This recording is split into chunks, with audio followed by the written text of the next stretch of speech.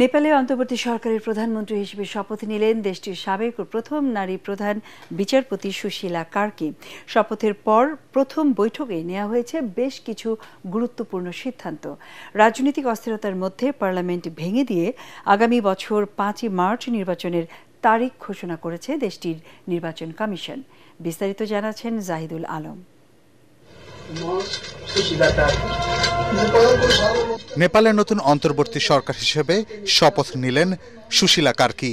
Gen Z আন্দোলনের জেরে প্রধানমন্ত্রীর পদত্যাগের পর দেশটির প্রথম নারী হিসেবে অন্তর্বর্তীকালীন প্রধানমন্ত্রীর দায়িত্বভার তুলে নিলেন সাবেক এই বিচারপতি।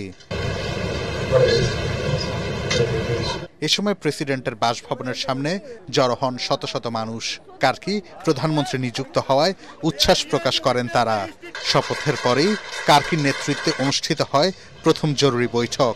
এতে জানানো হয় ভেঙে দেয়া হয়েছে বর্তমান সংসদ।